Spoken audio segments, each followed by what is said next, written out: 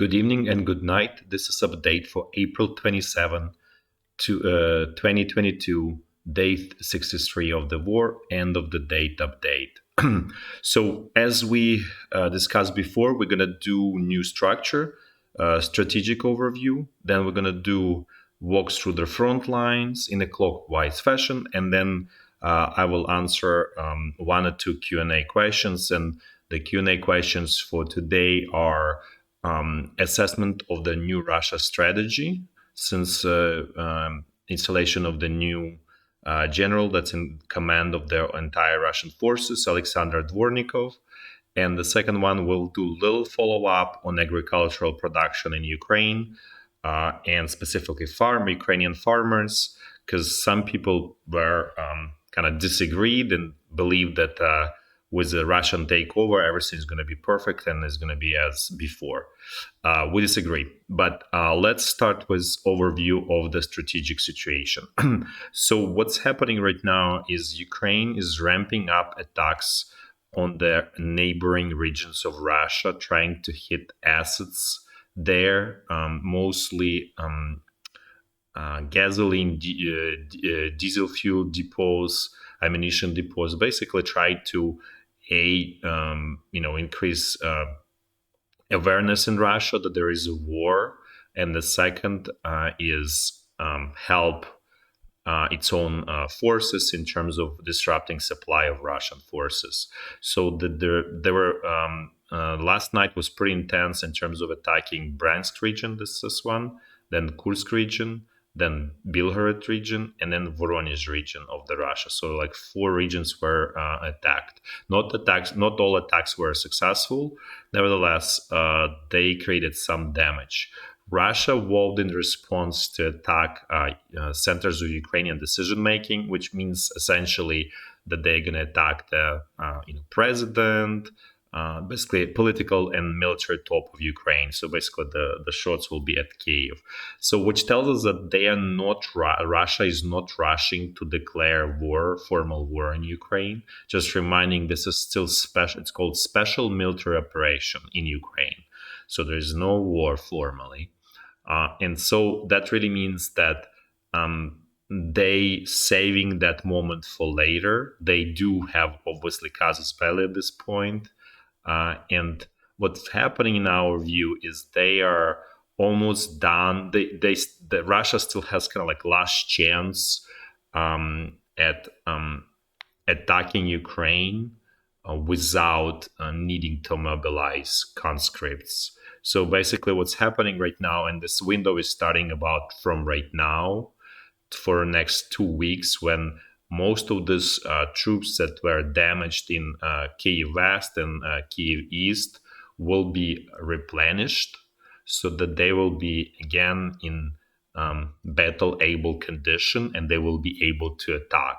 So that really means that Russia can still do one more turn of the game and trying to destroy Ukrainian army before they were sort of out of cards, and then they need to call conscripts.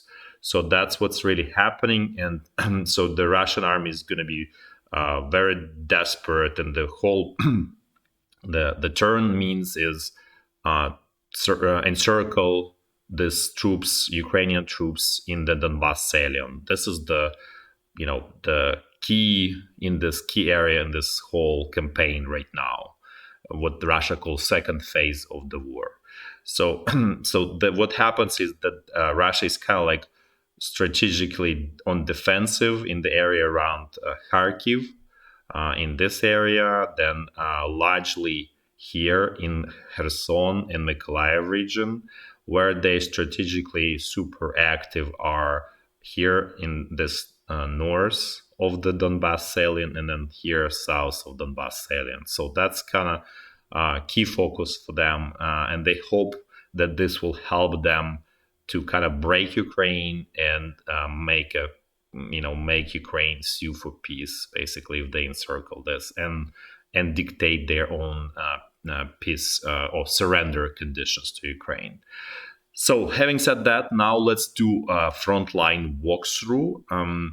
We So yeah, let's start with Kharkiv as we in a clockwise fashion as we always do. We'll start here from north, and there's really nothing here, just shelling, not even small scale attacks. Everything is stable. So we only thing that we added actually here, Ukrainian militia units. This is 113 militia brigade. So this is local Kharkiv militia brigade, and then they have separate standalone 17th militia battalion. So the way we think it's organized, because we don't know all of the details, is that brigade is kind of raised by entire region, and the battalion is raised by the city itself.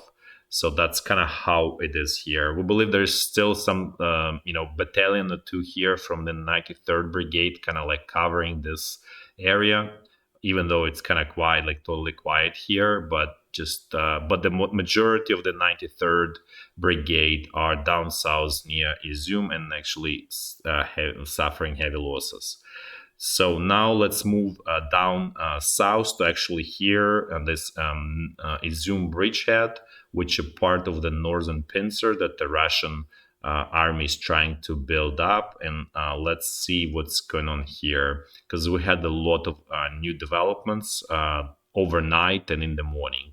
So what happened overnight and early morning is Russian troops attacked towards a village of Zavody, which, as we mentioned before, was before captured a day ago by Ukrainian troops. They counterattacked, kicked out Ukrainian troops, they retreated, and then they attacked the village of Velyka Kamyshevakha and largely captured it. There are still some kind of claims that Ukrainian side holds southern part of it. Uh, Probably by tomorrow morning it's going to be done, and even if it's true, then Russia will hold the whole village. So and there were questions, okay, so where does it lead to? This is at this point Russian troops just seeking path of least resistance. So all they want is just to kind of break out from this bridgehead in a full-blown fashion. So they're just attacking to see where they can. And then there's another attack on the village of Novotmetrivka, which Ukrainian troops repelled. So otherwise, there's no progress here, but here was quite a bit of kind of major progress here. As we mentioned before, both sides suffer heavy casualties. In addition, what we notice here that there are about 2 battalions from 76th Airborne Division, which and we remind you, this is part of Kiev West Group, and before we know that this unit suffered heavy casualties when there was fight for Kiev. And what we believe is happening here, given that this is not even regiments and just 2 battalions, that this is kind of like a how you kind of like sort of assembled detachment from the people who willing to fight within the unit. So it's kind of like assembled unit. So it's not like, okay, this is just whatever, first battalion, second battalion, normal one. It's more like, okay, who is capable right now? Let's kind of throw together a battalion or 2 and throw them into the battle. So that's our assessment. What's going on with this? Because if it were like already finished replenishing, this would mean that that's probably would be a regiment-sized unit here at least, and not just 2 battalions. But both. We'll find out a little bit later if this idea is right, or maybe the 76th Airborne Division was completely replenished and ready to full-scale fighting. Then let's actually look here on let's call it Liman bridgehead, Ukrainian bridgehead that they have on the eastern side of Siverskiy Donetsk River. So here Russian troops managed to overcome this small blocking position that Ukrainian army had, and now they are on basically starting the siege of a town called Liman. This is not big town. It's probably like 20,000 people population, but this is the key town here in this on this whole bridgehead. At the same time, we also know that there is a fighting in the village called Yampil here. So that's at this. We probably will learn tomorrow morning that it was fully captured by Russian troops. But for now, we keep it as Ukrainian, even though the fighting is going on inside of the village. Otherwise, there is not much, and loss of this village is not going to be critical because the bridges here blown up by Ukrainian army. So essentially, they just this is going to be just a bigger bridgehead. So sorry, Ukrainian bridgehead will be just smaller. That's all it is. And in sort of strategically, we believe that this is just delaying action by Ukrainian army. There's no sort of totally strategic importance at this point for Ukrainian army, simply because it cannot really do any offensives at this point. So it's just delaying action, preventing Russian troops from kind of like sort of coming towards the river. And that's all it is. Okay, let's do next one. We're gonna look at the situation here at the tip of Donbass salient. Basically, it's a town Severodonetsk, Rubizhne, then town of Popasna.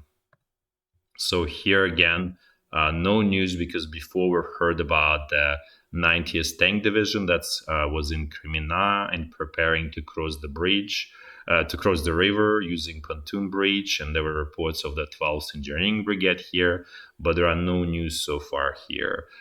In terms of progress in Rubizhne, again, the same stable, Severodonetsk stable, nothing, no news here.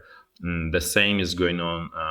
The same is true for this small stretch south of Severodonetsk, because yesterday Russian troops captured a couple of villages here, and it does seem that they control right now this village of Orikhiv.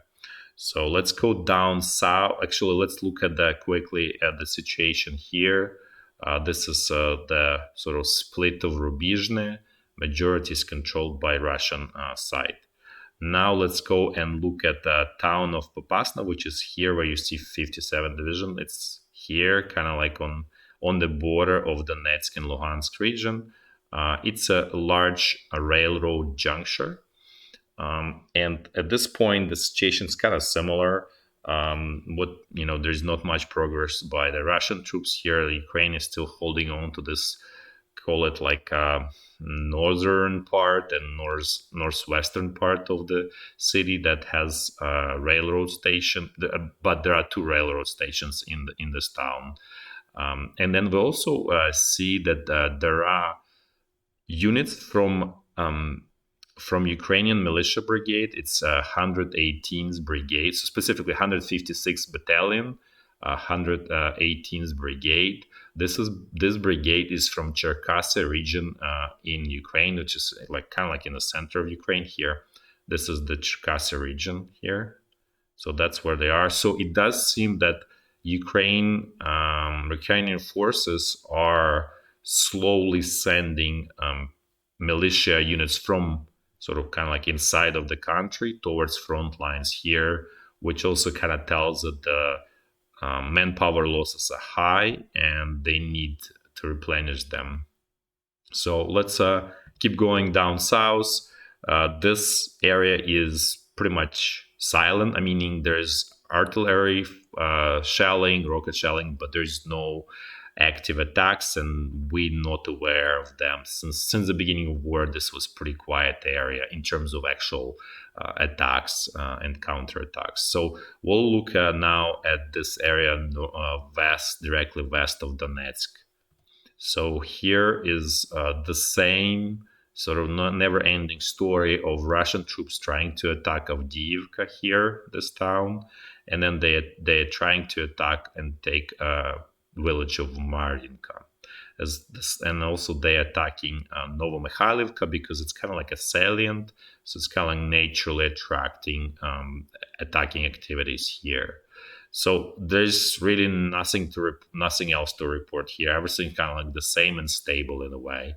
So let's actually now look at this section, call it Zaporizhzhia front line. We don't know how to better call this whole area, because it was extremely active today as well, because this is a southern pincer of potential encirclement. So Russian troops here were very active along the entire front line, not just this main axis of attack, which is here between town of Gulyai and village of Velyka Novosilka. So let's actually look here. There's nothing, no new progress on the Russian side here. At least we have not seen anything here.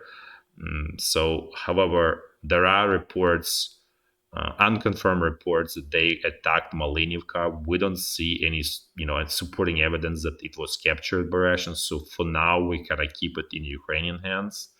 There were also heavy attacks on Gulyai Pole, but based on our information, they were repelled. So there is high chance, high probability that the front line kind of held for now. We're not sure if it's going to hold for much longer. And let's just actually look at the whole kind of front line. So this is that kind of like Russian salient that they created a couple days ago by attacking and pushing Ukrainian army to the north. That's the one that we have here in more detailed way. So this is the salient. This is Gulyai Pole. So this is the main axis of attack, kind of literally west of Velyka Novosilka. And then there was also very strong attack on town of Orikhiv, which is another key strong point on the Ukrainian side. So as you can see, there are three key strong points: village or town actually of Kamyshevakha, then Orikhiv and Gulyai Pole, and then obviously Velyka Novosilka is already kind of like the fourth one, but it's kind of like part of the Donetsk region. So this is the main ones that preventing Russian advance towards north. So actually, Russian troops broke into Orikhiv today, and we actually don't know outcome of that sort of battle or attack. We'll find out tomorrow, and whatever the outcome will be, we'll just post on the board, so you'll be able to see the news. But so far there was a very heavy fighting there. The Russian troops used tanks and full arsenal of what they have. And another note is because a lot of people asking about international volunteers. So here there were two person from the US that were part of anti-tank crew, and they were severely wounded there. So we believe that potentially the whole international legion is covering kind of this whole area. That's why we have this question mark here, because we don't have sort of confirmation for entire, but we see two people from the US, which kind of tells us that probably the rest of it is there as well. So let's continue down towards towards west. As a heads up, there is no changes here really. Just tactical skirmishes. Really, nothing is changing. And as we mentioned before, due to the strategical focus, Russian troops just really strategically defending their position. They don't have enough forces to expand their attacks here. Let's now go back, look a little bit at Transnistria. So the tensions are rising there, and that ammunition depot that potentially Ukraine really wants to grab is located somewhere around here, just as a heads up. Now let's switch to the Q&A part, and the first question will be regarding a new strategy of the Russian army, or the Russian, Russia as a state in Ukraine.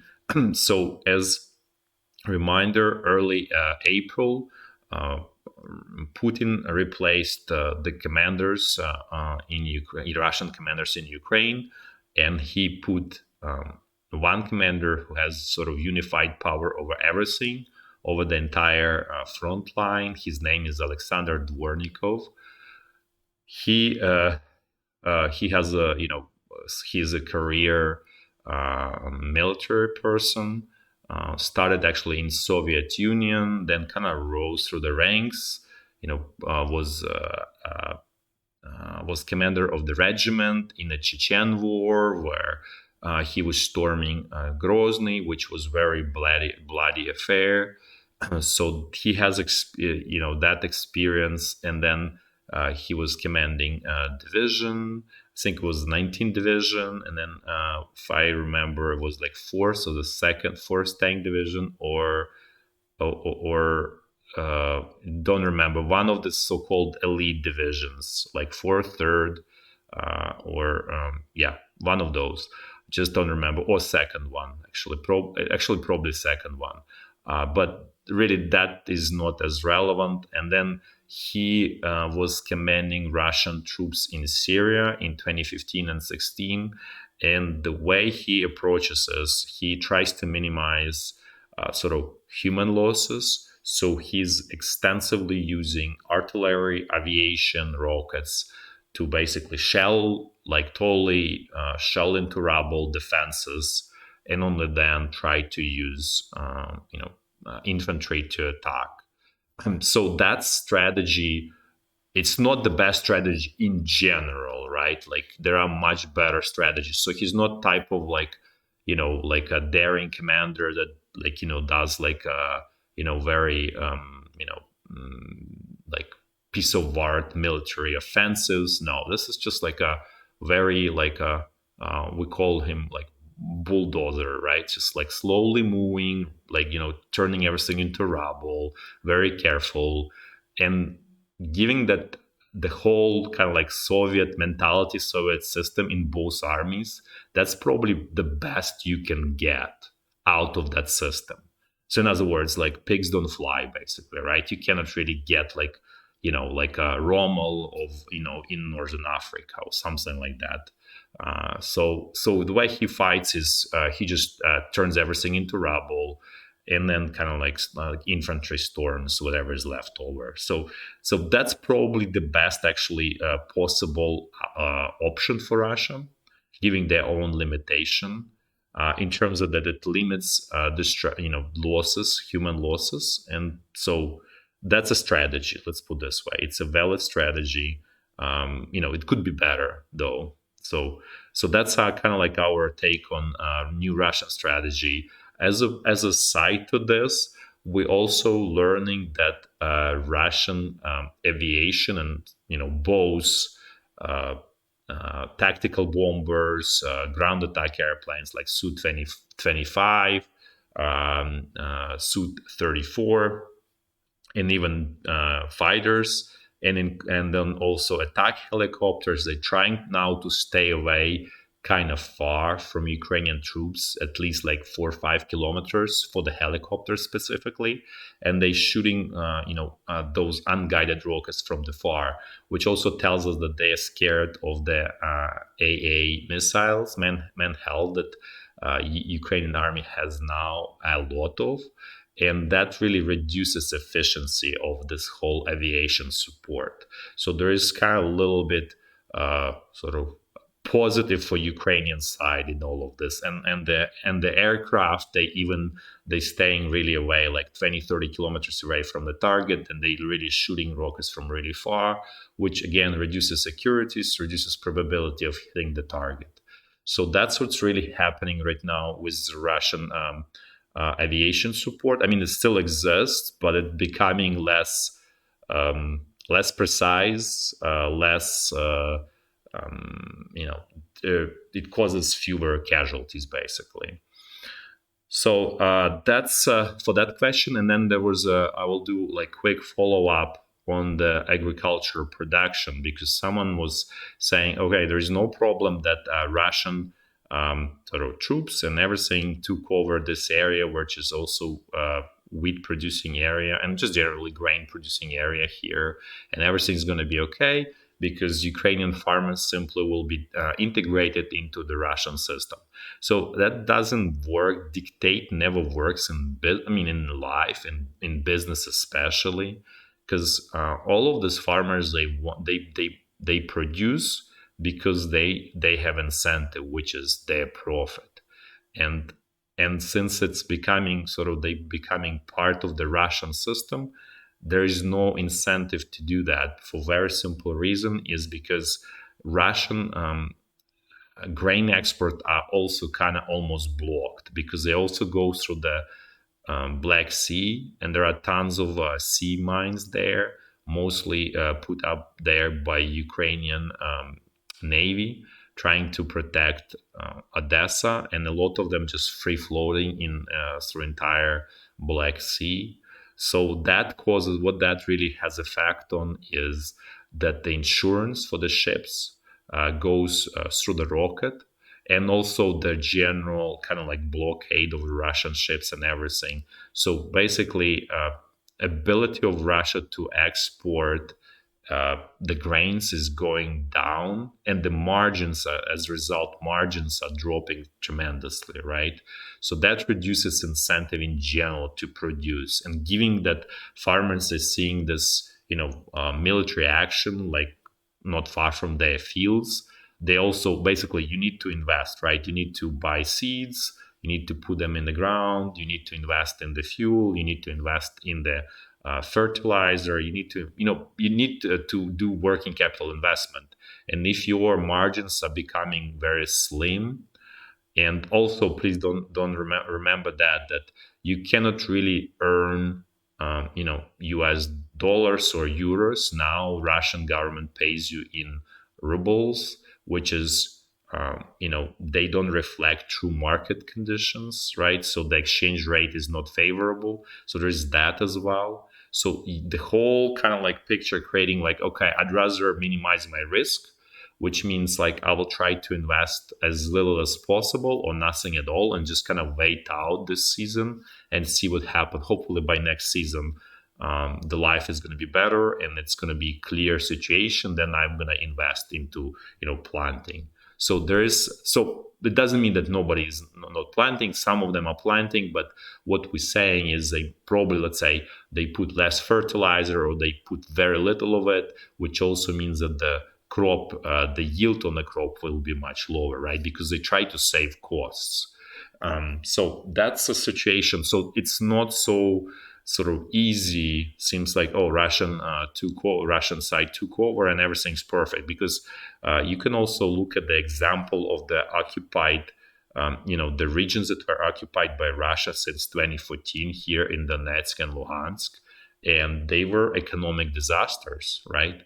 So that just, for example, like 1 million people fled that area, obviously for the war as well, but as a result that there is no, no economic opportunity. So 1 million fled to Russia, and about 1 to 1.5 million fled to Ukrainian side. So the whole area kind of, the population of this whole area, the both regions kind of like was halved, right? So you have essentially 50% of population staying there, and mostly the ones who left are those who really can produce economically more and can add more value. So it's essentially this whole like areas that were living under Russian occupation since 2014. It was just kind of like permanent depression there, non-stop for all of these years. And that's part of the reason why people from there were signing up to become soldiers in the first and second army corps, because simply there's no work, and at least you're getting paid in these units. So also you need to remember that farmers are overwhelmingly ethnic Ukrainians. So you have also that kind of resistance there. So that just to add on top of other problems in this area. So just generally, just so people understand, farming and agriculture is kind of like, ethnic Ukrainian business in general in Ukraine, overall, like everywhere, essentially. So you won't see essentially any like ethnic Russians doing agriculture. There are some exceptions, but as a whole, that's kind of situation. Okay, so hopefully this helps. Thanks everyone.